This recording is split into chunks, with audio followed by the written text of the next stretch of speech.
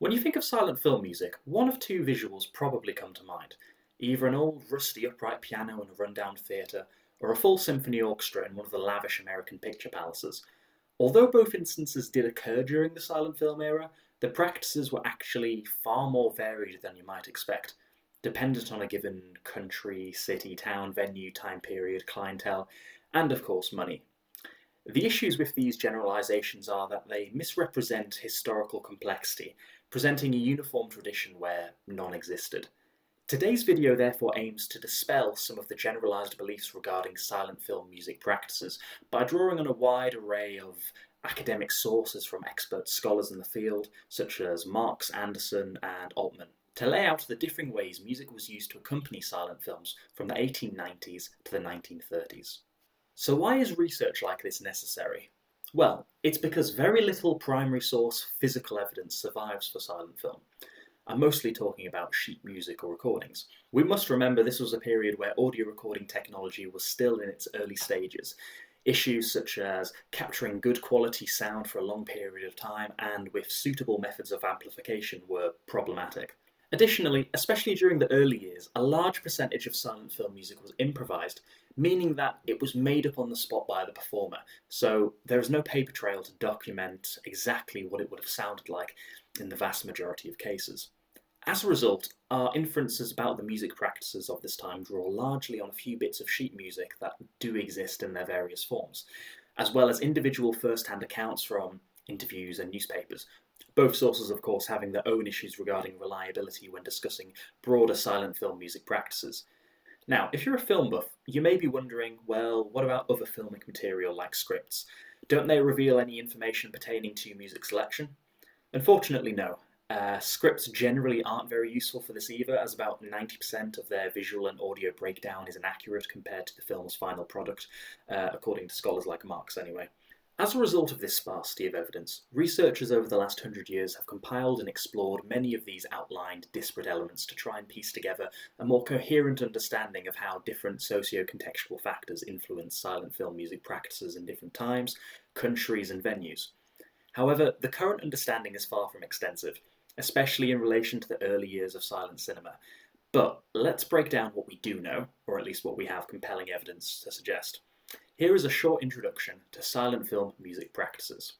Reportedly, music has been a part of silent cinema since the early years to a greater or lesser extent. During the screening of the Lumiere's Cinématographe in Paris 1895, widely regarded as the first commercial public film screening, although there was earlier private screenings, it is reported that a piano was present, but there is a lack of clarity regarding the manner in which it was used, i.e. it could have been used before the event started to gather people, or during the projection, or even afterwards. Given that a large number of early silent films were presented in cafes, fairs, and travelling shows, this could be very possible. Additionally, there is no information detailing what music was used, so stylistically it could have been anything, perhaps not even relating to the image at all. The images in question at this point typically depicted scenes from everyday life and usually lasted under a minute per reel, a far cry from what we understand today to be film. Annoyingly, there was an oft-told assertion that the content of early silent film music didn't matter, as no one paid much attention to its inclusion, that its implementation was merely used to make the images appear less ghostly by adding sound. However, this is a fallacy, as there are other reported usages of music in the 1890s for accompanying silent film that have a clear thought behind the intended musical choices. For example, Hepworth, who had a travelling silent film show in the 1890s, provides a revealing description of the music that accompanied his show. It states that the film was accompanied by his sister on the piano, and that she used calm and gentle music for shots of the sea and sky, he thinks composed by Schumann. However, that when a gale came in the film, the music became quicker and more threatening.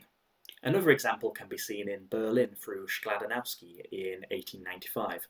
A list of the music he uses for his show survives containing parts for an incomplete orchestral ensemble, all of which show some signs of use. The music itself seems to be a combination of existing and specially written music that changes for every film, and also seem to loosely match the tone of each film, such as a polka for the peasant dance and a march for the boxing match. There are, of course, other examples as well, but Marx suggests this paints the picture that even early silent film made an effort to follow the visual material on screen, with the caveat that it might have lacked the sophistication we use for similar scenes today, and that this isn't necessarily indicative of how all music was performed back then. It also suggests that not just pianos were used to accompany at this stage, but other instrumental groups as well. There are, of course, other reports from similar events that acknowledge that music didn't attempt to follow the on-screen visuals of film, but these seem to be in less abundance. And it was more about the idea that even in the earliest days of cinema, music was sometimes used to support the visuals. This makes logical sense, as much of silent film music and even contemporary film music derives from the traditions of opera, theatre, and pantomime, especially in regard to the incidental music of melodramas.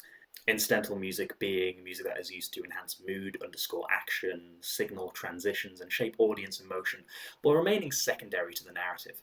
Think the music used in Lord of the Rings when the camera is getting lots of aerial shots of the characters as they leave Rivendell. Anyway, the point is that silent film music didn't come out of nowhere. It's heavily inspired by the music of multimedia that came before it, whether that be in relation to wholly original scores, compilation scores, improvisations, cue sheets, or photoplay music. Now, I've just thrown a lot of specific terminology there, so let's break them down piece by piece and explore what they mean, how they were used, and their prominence during the silent film era. Original scores, as you might expect, are musical scores written entirely by one or more composers for a particular film, not based on any pre-existing material. Such scores were relatively uncommon during the silent film era, largely because the time between a film's initial conception and its release was typically too brief to allow for the creation of wholly original music. Time could vary for the production of silent films in the first decade. Nearly every production was wrapped in under a week, and even in the 1920s, the majority of productions for full-length films were wrapped in a few months, and for the biggest budget films, were nearly always completed within a year. As a consequence, the period available for writing music for silent film was nearly always significantly shorter. During the 1910s and 20s, it could vary from a few weeks to a few months, if you were very lucky. For example, Maisel, I think I'm pronouncing that correctly, famously wrote the score for 1925's battleship Potemkin in 12 days, whereas Huppert's spent several months working closely with the director for the music of Metropolis. So, in most cases, original scores weren't viable, apart from lavish productions.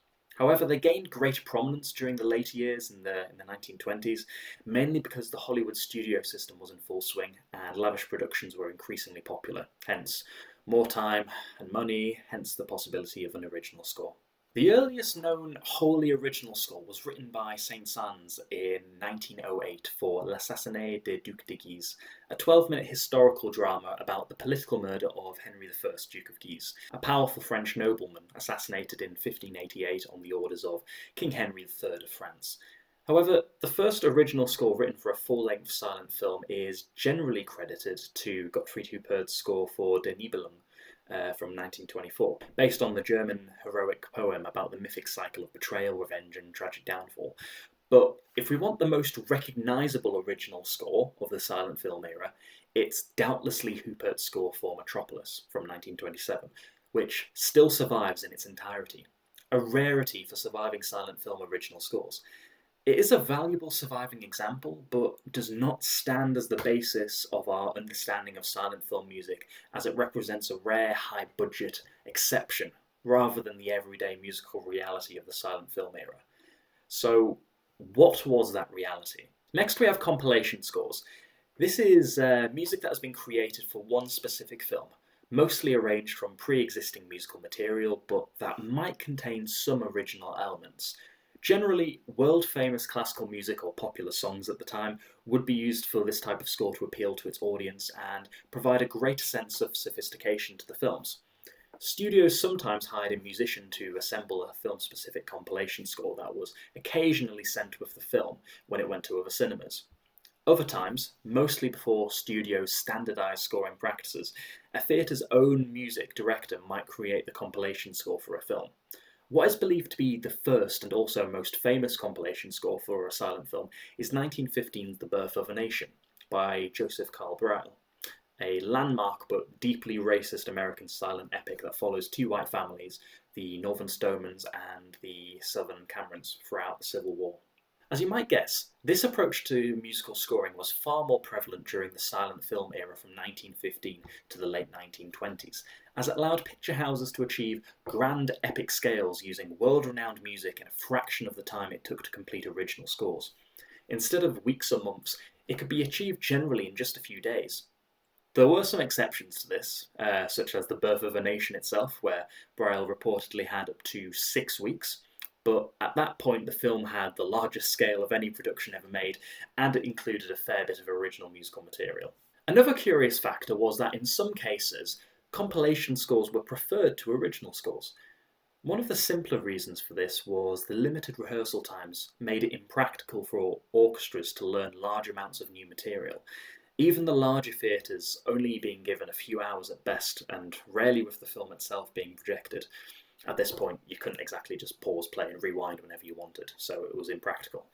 Another reason was that the original music was seen by some as inferior to the works of the great European composers, so why use new music that costs more, requires more time, and sounds worse instead of the accepted masterworks of Mozart, Chopin, and Wagner?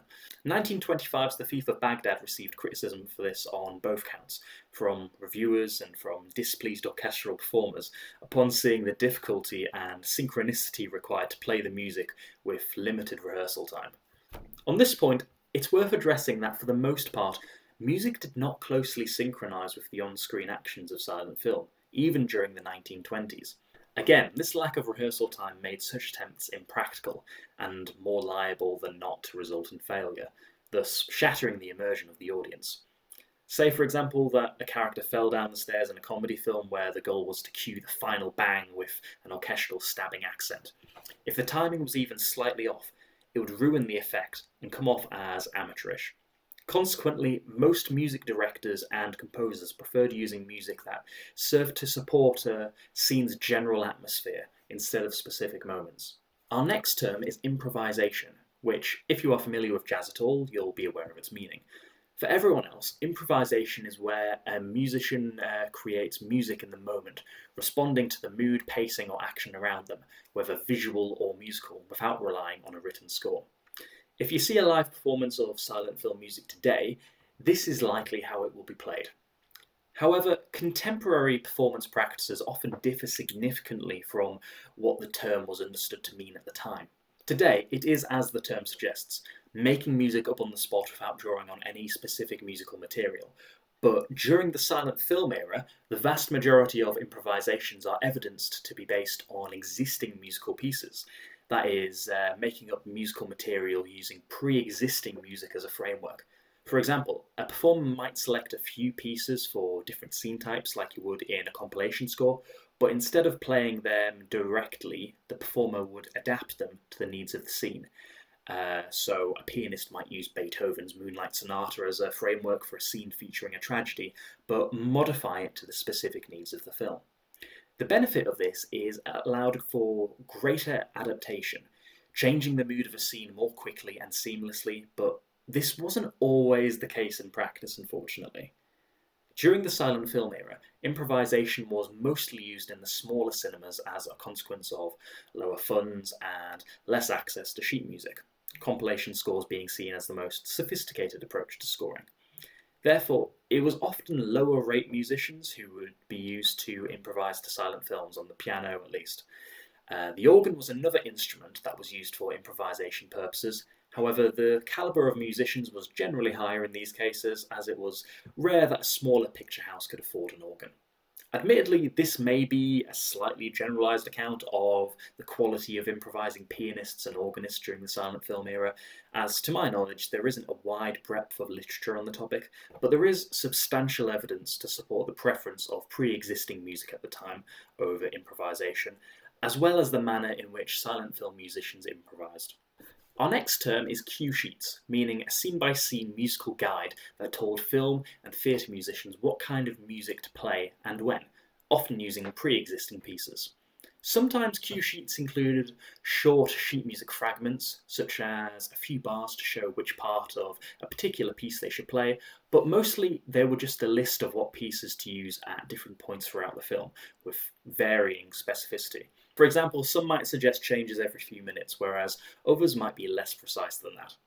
With this approach, however, it was nearly always up to the discretion of the performers to make smooth transitions between musical pieces, which had its own difficulties. A few examples of cue sheets from the era still survive, many of which you can easily access online if you want to explore further. Cue sheets were an earlier innovation than the compiled score, emerging initially about 1908, although most credit the date 1909 when Edison began printing suggestions for music for weekly film rentals in the Edison kinetogram. Unfortunately, the utility and quality of cue sheets was often critiqued by musicians in the industry because they were reported to be frequently impractical, musically weak, or out of touch with real performance conditions, an issue that pervaded much of the silent film era. An issue at the heart of the problem was that many of the picture houses that would make use of cue sheets simply didn't have a vast enough musical library to play the specified pieces, and even if they did, they wouldn't necessarily have the time to both find and rehearse each piece in that collection. It's therefore understandable that some silent film musicians simply preferred improvising around pieces in their personal repertoire. In addition, some scholars point out that when using cue sheets, 99% of the time, the whole piece would not be heard, as the timings rarely matched up between the length of the scene and the length of the musical piece, therefore further limiting its utility. However, as cue sheets were fairly low effort to develop, and as they provided a rough foundation for silent film musicians, even if they weren't followed exactly, their creation was continued, and by 1919, major distributors would often supply cue sheets with some of their films. Our final term is photoplay music, which was pre-composed catalogued music written or selected specifically for use in specific types of silent films, meant to help accompanists create a consistent emotional and dramatic atmosphere. Unlike cue sheets, photoplay music functioned like a library by providing examples of what certain types of music should sound like. Perhaps the most famous example is Ernest Rapet's motion picture moods created in 1924.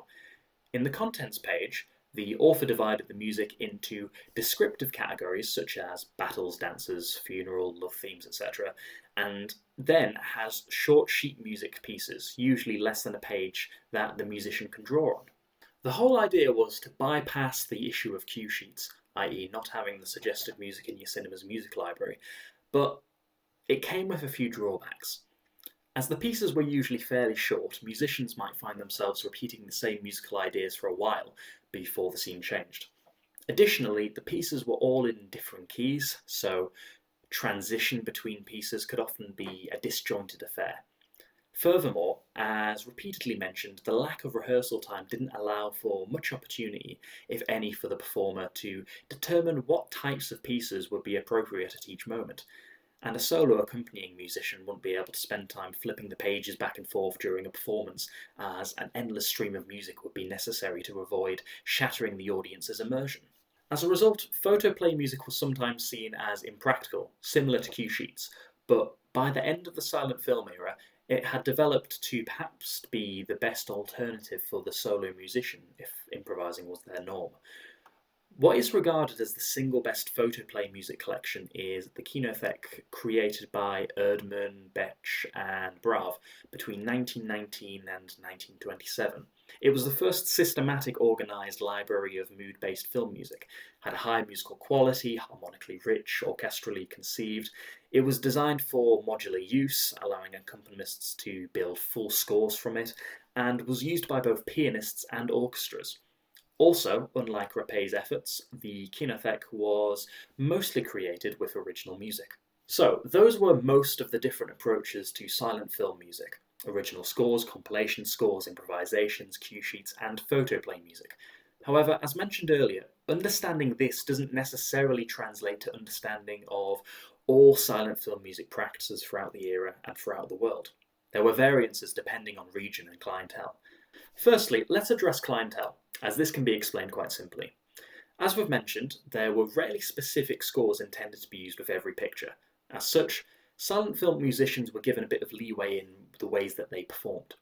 As a result, especially in the lower end picture houses, popular and local folk songs were often mixed in to make stories more relevant to viewers by including songs they'd be familiar with. One example can be seen when Braille arranged a score for the Italian film Cabiria, adapting the existing score for US audiences by adding in some popular songs and original compositions. This type of thing was a fairly common occurrence, especially when films were imported from other countries. The music would be adapted to meet the given country's sensibilities. However, some countries also had individual approaches to the creation and performance of silent film music that were unique to themselves, a topic that has garnered increased attention in the last few decades, so as to prevent generalization around silent film practices worldwide, especially important as the vast majority of assumptions regarding silent film music practice are based on evidence from the United States. In most cases, the differences are small, but regardless are capable of shifting scholars' perspective of silent film presentation as a whole. The following will therefore discuss some of the more interesting research-backed differences between various countries' approaches to silent film music. Firstly, in England. This country focused mainly on distribution rather than silent film production throughout the silent film era. However, from the early 1910s, they were regarded as having some of the best film presentation in the world. In 1907, British picture houses were considered behind US ones, although those in the West End in particular were regarded as some of the best in the world. Later, in the early 1910s, a reviewer from the American magazine Moving Picture World did a tour of Europe, visiting some of the capital cities of countries renowned for their silent film presentation. His subsequent review highlighted that London theatres were the best in the world, even ahead of New York, partly because the music and the setting were so luxurious. This is likely because many British picture houses were either newly constructed or very well converted for the exhibition of silent films. In regard to the actual music performed, British cinema generally repeated the practices already mentioned, with the top-end picture houses generally preferring high-quality compilation scores performed by orchestras numbering up to a few dozen on a regular basis. Next we have France, which occupied a central position in the development of early silent cinema, and its musical practices reflected the country's broader artistic ambitions. This was the nation that produced the first international comic star, Max Linder, the pioneering filmmaker Alice Guy Blanche, who may have created the first narrative film as early as 1896, as well as the great illusionist Georges Méliès. In the early years, film screenings in France were often aimed at higher-end audiences, and this shaped both the musical expectations and the emerging forms of censorship during exhibition. Perhaps their most unique addition to the implementation of silent film music was their impressionist films, created by filmmakers such as Germain Dulac. Many of these types of films were explicitly shaped by specific music pieces or on the stylistic work of a composer, drawing for example on the works of Debussy. However, it is unclear whether this composer's pieces would then be used to accompany these films. This likely varied on performance venue and the instrumentalists available. Therefore, although the differences in silent film practice between England and France were minimal, they highlight the point that even those nations geographically close adopted differing practices. Thus, we should avoid generalisation on silent film music practice as a whole. Moving on to Italy. Italy emerged as one of Europe's major centres of silent film production during the 1910s, and its musical practices reflected the nation's distinctive approach to spectacle and presentation. Italian cinema of the transitional era was renowned for its grand scale, not only on screen but also in exhibition. Major films were shown in prestigious venues such as the Royal Albert Hall and other large theatres where sizable orchestras accompanied screenings. Italy was also unusually early in experimenting with specially composed scores, most notably for films such as Inferno in 1911 and the monumental Cabiria from 1914, whose orchestral accompaniment became one of the most influential of the period. Some scholars even argue that the first ever original accompaniment may have been written by Bacchini for La Maglia dell'Oro in 1905, though neither the film nor the score survives, so it's hard to say for sure. Italian musical practice was shaped by cultural factors as well. Cinema organs were almost never used, largely due to their association with Catholic liturgy, and unlike the United States or Britain, Italy produced no, or at least very few, formal film music manuals. Instead, cue sheets were written by conductors and music directors, rarely printed, and only began appearing in published form in the late 1920s. These cue sheets typically drew on Italian opera, salon repertoire, and works by lesser-known composers, some of whom may have written incidental music specifically for cinema, though the evidence is inconclusive currently. What is clear is that salon music formed the backbone of everyday accompaniment, and screenings were often embedded within broader entertainment programs that included dancing before and after projections, supported by the same orchestras that played for the films. The only surviving compiled Italian silent film score is that of Cabiria, but contemporary articles reveal that Italian cue sheets contained fewer musical items than their American counterparts, resulting in longer musical selections. As one Italian critic explained in the column Music in the Dark, a musical piece should accompany a sequence of different scenes without over-frequent changes in music, a principle that created a looser, more operatic relationship between music and the image. This aesthetic, less tightly synchronized, more atmospheric and continuous, became a defining feature of Italian silent film accompaniment. Japan developed some of the most distinctive and culturally specific silent film music practices in the world, shaped by its own theatrical traditions, musical aesthetics, and exhibition culture. The most famous feature was the presence of the benshi narrator, whose live performance, half narration, half dramatic interpretation, fundamentally altered the role of music. Because the benshi carried much of the emotional and narrative weight, Japanese cinemas often used smaller ensembles or solo instruments, and accompaniment tended to be less continuous than in Western cinemas. Evidence from contemporary accounts shows that Japanese musicians frequently used traditional instruments, including the shamisen, koto, and taiko, especially in the jidaigeki, the period dramas, while modern Gendaiki films might be accompanied by Western instruments such as violin, flute, or piano. This dual system reflected Japan's broader cultural negotiation between tradition and modernity. Unlike Europe and the United States, Japan rarely used organs, and large orchestras were uncommon outside major urban theatres. Surviving cue sheets and theatre records indicate that music was often selected by the musicians themselves, drawing on the mixture of kabuki and no musical idioms, popular songs, and Western classical repertoire depending on the film and the venue. Because the benshi controlled pacing and interpretation, the music served more as atmospheric colouring than as a synchronised narrative driver, creating a performance style closer to live theatre than to Western cinematic scoring. This combination of benshi narration, hybrid instrumental practice, and flexible performer-driven accompaniment made Japanese silent film music one of the most unique systems in global cinema history. Austria, particularly Vienna, developed a distinctive approach to silent film music that reflected its status as one of Europe's great musical capitals. Unlike countries such as France, Italy, or the United States, Austria relied almost exclusively on pre-existing classical repertoire, drawing heavily on the works of the great composers rather than commissioning original scores, which remained extremely rare throughout the silent era. This practice aligned with Vienna's cultural identity, historically a city where classical music permeated everyday life and where audiences expected cinema to participate in that tradition. One especially characteristic feature was the widespread use of the Viennese waltz, which functioned as a musical middle ground between elite and popular culture. Because the waltz was embraced by both upper and lower class audiences, it became an ideal musical idiom for film accompaniment, bridging social divides while maintaining a recognisably Austrian sound world. Most surviving documentation dates from 1913 onwards, leaving some uncertainty about earlier practices, but the available evidence consistently shows that Austrian accompaniments favoured familiar, prestigious repertoire over newly composed material. This reliance on established musical culture gave Austrian silent film accompaniment a uniquely classical, elegant, and socially inclusive character, shaped as much by Vienna's musical heritage as by the films themselves. And finally, we move on to India. India's silent film music practices developed within a rapidly changing musical landscape, shaped as much by early 20th century cultural reform as by cinema itself. Although the first film screening at Bombay's Watson Hotel in 1896 reportedly took place without music, accompaniment was added almost immediately, drawing on the rich traditions of Indian theatre.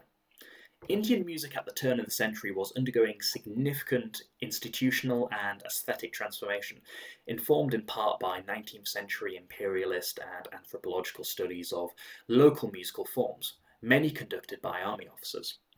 By 1913, domestic film production was beginning to take shape, though cinema going was not yet an intrinsic part of urban life, and exhibition practices remained inconsistent. This can be seen by silent film music practices in India using both Western and Indian music.